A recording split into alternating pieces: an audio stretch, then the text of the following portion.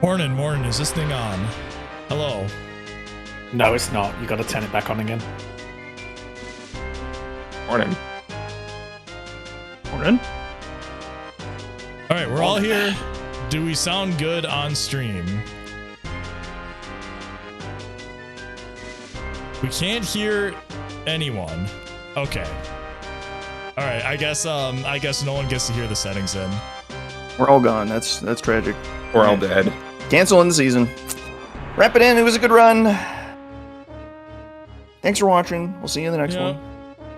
Off to season 6. Oh, that just means we're making Revan settings season 5, right? There's no other option. I mean, it just has to be though. It's the only setting string left. Yeah. So, before we begin here, how many seeds actually did we generate? I think we generated like, it has to be in the range of 30k seeds to check and everything, make sure it looks good. I think, it was a lot. I think in between all the candidates, all the revisions of the candidates, and every iteration of kind of like steadily increasing the amount of test gens for season 5, I think it's somewhere in the range of 20-30k. And that combined with scouring over the data, reading all the feedback. We got a lot of feedback this time. Like, really thank you, community, for helping us out with that. Because we obviously can't play every single seed, so that really helps us out. So appreciate the feedback everyone left. And I think we found something I hope everyone likes. So that being said, why don't we get started, shall we? If we missed anything, assume it is the same as it used to be in season 4. Stay until the end of the stream so you do not miss any settings. We will be cutting the stream when we are done. And then we will be going live again once we start the restream for the race. So that's just it. Basically, that's just being a cue for you to leave the stream, but also please stick around in case you miss something. Beat the race settings committee. It is the same as season 4. I have no idea why this L-Rock guy's there though. Did he even do anything this time? I don't know. Keep giving me a microphone. I don't know what happened. I just keep talking and I'm just some guy. Yeah. Anyway, we got Balam, Alta, me, L-Rock, rounding out the things. Kuiper was not involved as much as Kuiper wants to. Sorry, bud. The thing is, we made sure Diddy and Helm is possible with these settings. That's the only thing I'll reveal right now. For the greater good. All right, let's move on, shall we? It is time to start. What's the first slide? Oh, wait, no, this is the first slide. Here is Way of the Horde for season 4 versus season 5. So as you can see, it got harder. Spooky. This was gen off 10k seeds. So this is a pretty clear indication of the direction we were kind of aiming for this next season. And of course, the settings that we picked will kind of support this. So let's go ahead and move on to the next slide then.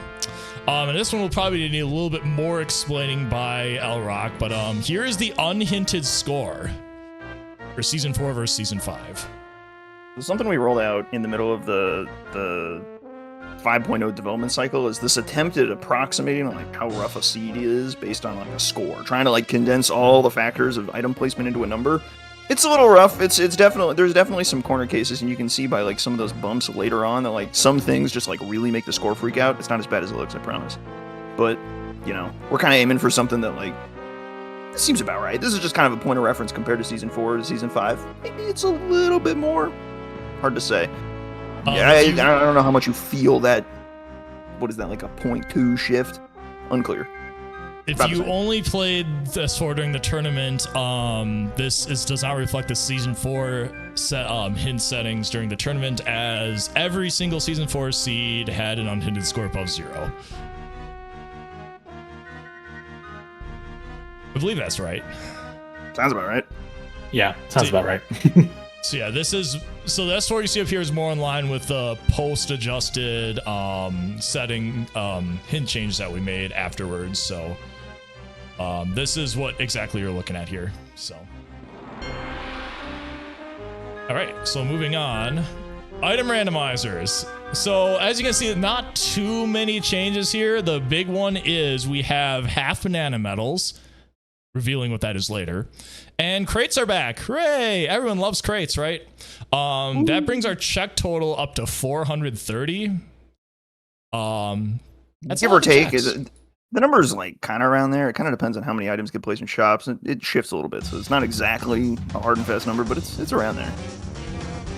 Yeah, and you're gonna see exactly what that means here in the next coming slides here. Sorry, rarer coin slash the hell is it? Not the DK arcade, jetpack lovers. Once again, we do not have jetpack this time. Sorry. All right, let's move on to the next thing. Global randomizer, lots of changes here. Yeah, so we got a few things to talk about here. Snide rewards are on this time, so every time you turn in a blueprint to Snide for the first 8 rewards, you will get a random reward. So it could be something good, could be something bad like a crown, so, you know, don't want more of those. But the last 32 will be just regular golden bananas. Enemy speeds, as usual, that kind of thing. Bonus barrel games, we kind of liked what we did with the candidates, so we changed some of the bonus barrel games up. We removed Barrel Path Panic, we removed Busy Barrel Barrage, and then we also changed Minecart Mayhem to an alternate version that we came up with, which is a little less auto-scrollery. So instead of having to last a certain amount of time, you now have to collect a certain amount of coins within a time to beat the minigame. And then, because we all love preaching how much arcade is actually not that bad, arcade and jetpack are also in the minigame pool. One of the big changes as well that wasn't really in the candidates is that we're going to now have vanilla boss locations. So that means that Japes will always have Armadillo 1, Fungi will always have Dogodon 2, so that makes it a little easier to telegraph what kind of moves you're going to need for a boss without having to open it up, go in and see, oh, I just have to get barrels, I'm going to go back out and try and find barrels again. Well, not like anyone does that anyway. Does anyone check bosses these days? No? Okay. That's good. So, if you're not checking bosses now, then that's your own fault. So, and then we got a bunch of stuff that's kind of been the standard for a few seasons. So, like shuffling Kongs, puzzles, K-roll phases, all that. Like, the one other new thing is Helm Switch Sanity is now off. So, you will no longer have the random puzzles random pads to get to Helm. That's pretty cool. All right, next up we have, we're dropping a new feature with this next slide here. So Elrock, take it away. Here we go. New to 5.0, we've got loads and loads of options for specific switch sanity. And so we've given a seasonal set of switches, which is to essentially shuffle up the world state a bit, make you think about things a little bit differently. What does it look like when you need Grape to get into the back of Japes? What does it look like when you need... what's another one? What does it look like when...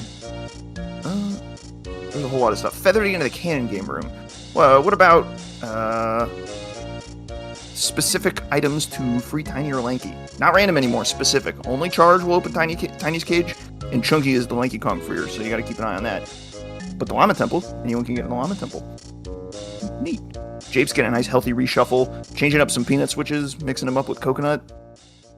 A lot of interesting options, and there is no Helm Switch Sanity for access, so it's monkey port to get up there. But crossing the lobby needs a grab, so keep an eye out for that.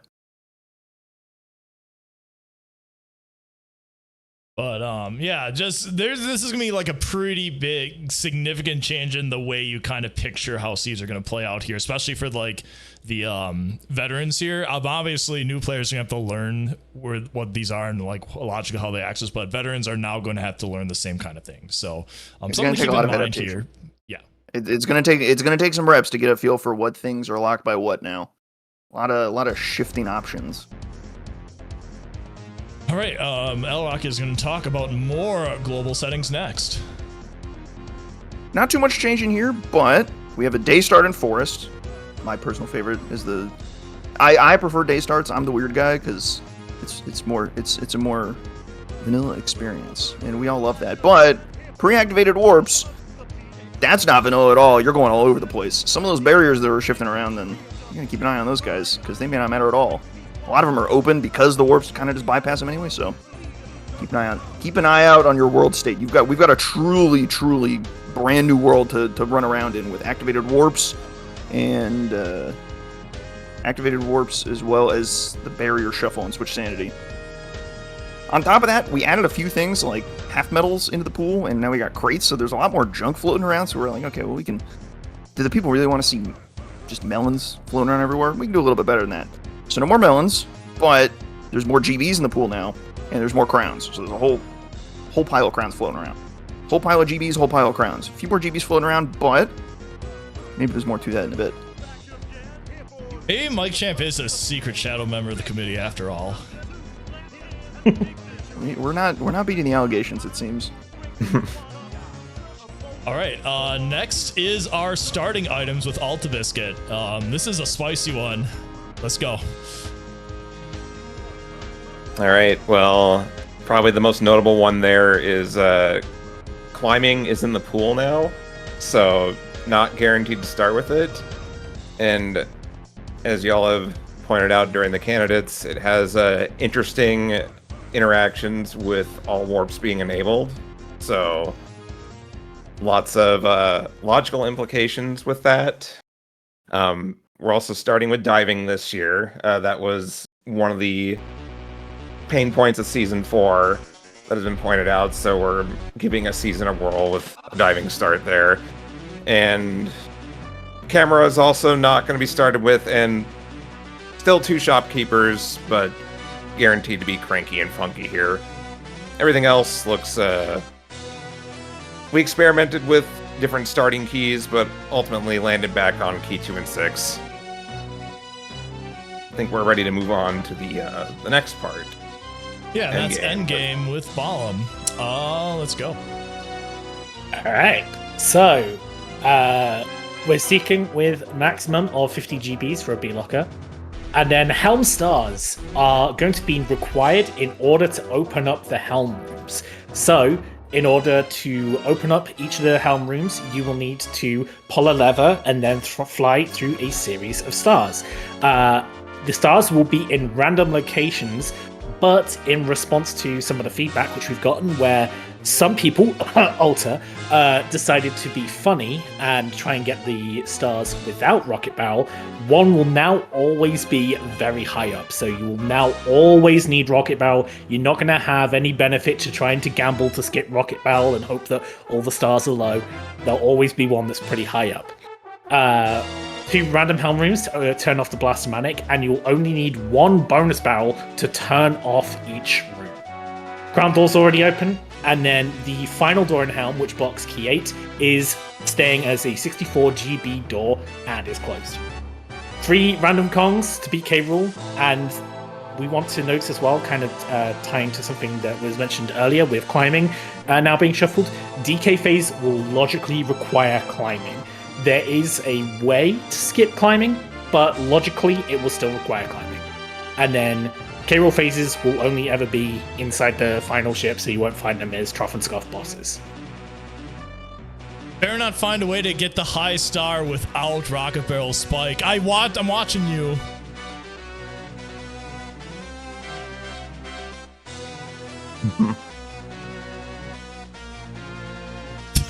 There's the reaction I was waiting for.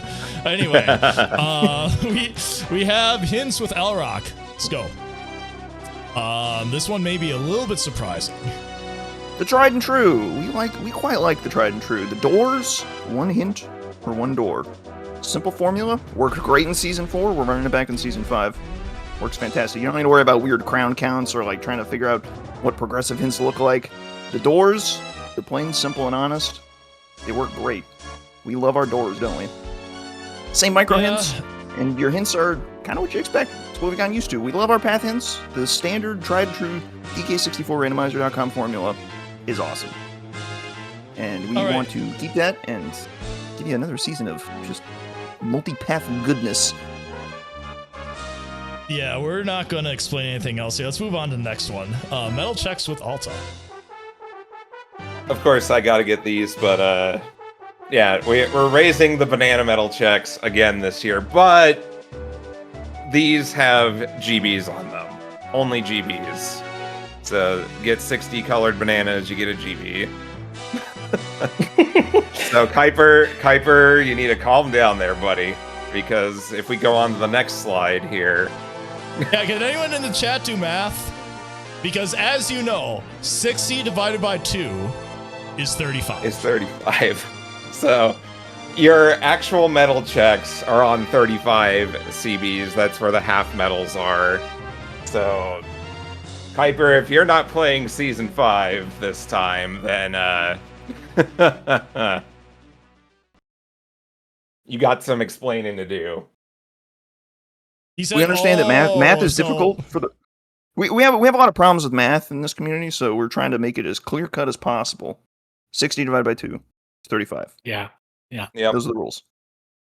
It will be fixed for 6.0. I just couldn't be bothered changing all the things from half to partial. So please bear with me.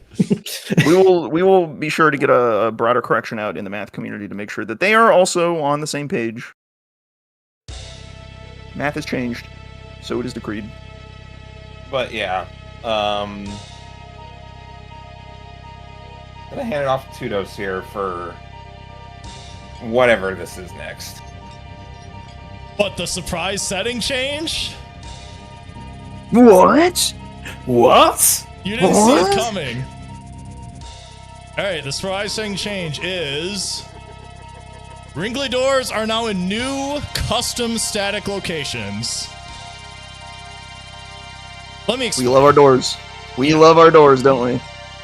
So, where the frick's OBS? Here it is. Okay. So, everyone, newbies and veterans, get to learn the new door locations, and they are in... They're in easier spots. They're in easier spots. So there's gonna be like no weird caves confusion about stuff. So we are going to be supplying this spreadsheet once we finish the stream here. But as you can see, had a lot of fun with the locations here. The big thing to call out is that all the doors are going to be very close to warps. That was a strong thematic tie we wanted on our doors. You can think about the warp 1 door, the warp 2 door, the warp 3 door, the warp 4 door, the warp 5 door. You can kind of think, and some of these are intentionally placed in such a way that you should be warping to them, such as perhaps a warp inside the quicksand cave. You really should be taking that 5 warp to go in there and have a look at that door. That sounds like good value. Going up the gold tower. How about that? And here are just some of the other ones here. Ooh, that one's in caves is underwater. Nice.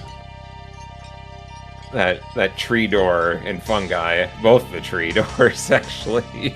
Yeah. That tree door That is door's like logically... lying down. That tree door is the door behind the clock tower is logically locked by rocket or O stand. So enjoy. There are the enterprising souls among you may find a way to get up there other ways. The year of O stand. Yeah, we had a good time in call, kind of thinking of all the ways you could get to that door without O stand or rocket bell. There's quite a few ways. A massive shout out here goes out to Almost Seagull, the absolute legend who assisted with grabbing coordinates and placing doors as necessary to speed up this process. As this is not a small amount of effort because many of these locations are entirely new. So big ups. And guess what? We ain't done. Huh? That's not it. What? Do you really think we'd only have one surprise setting change? Huh? Oh! But wait, there's more. Wait, there's more. And the next one is Melon crates are also in new custom static locations. The crates are back, What? and they come back with a vengeance. So why don't we scroll down a little bit to our crate locations. There are, what, 15? Or is it 16? 13. 13. 13? new ones. Okay, yeah, 13. Thank you. All right, and you can see here we have them in, I don't want to say obvious spots, but like spots where they're easy to see, but they're not all Sphere Zero. Like, for instance, the car race lobby is not Sphere Zero. If you're going to Chunky Tiny- Underground, you're not going to miss that crate, but it's definitely not easy to get to immediately.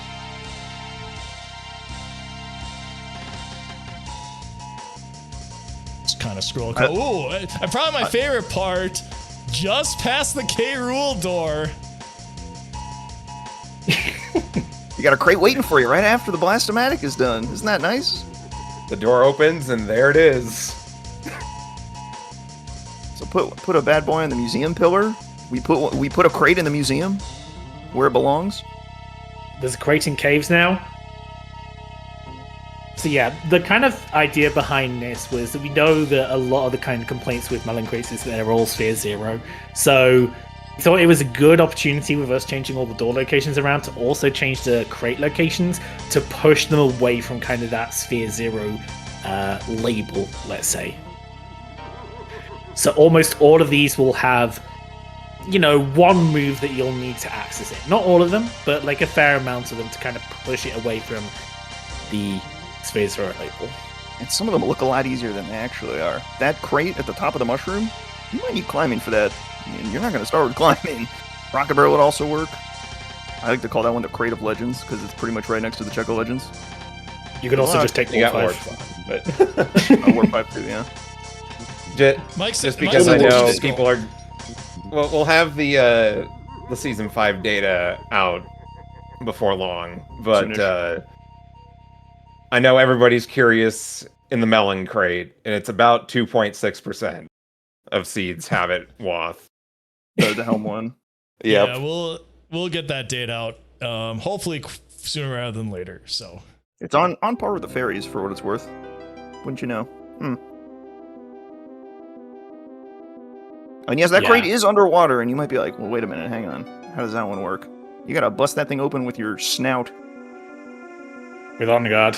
So that one will always require Lanky. And you start with diving, so there's no kind of diving requirement with that, so it's literally just get Lanky, and then there's your crate.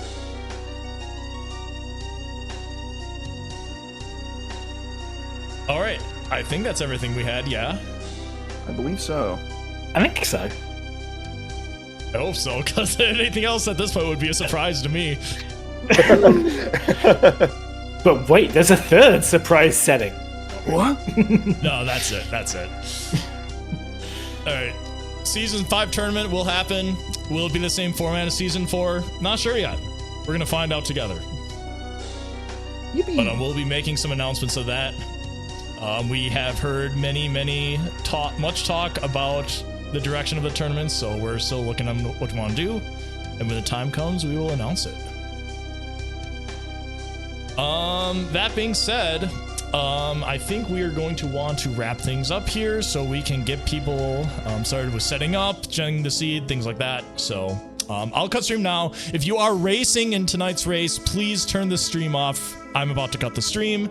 Thank you for sticking around. Mornin, thank you again to Alta, Balam, and Elrock for helping with the settings. So I'll cut the stream now, close stream if you are racing, and if you're not racing, we'll see you in like 30 minutes. Morning. Morning.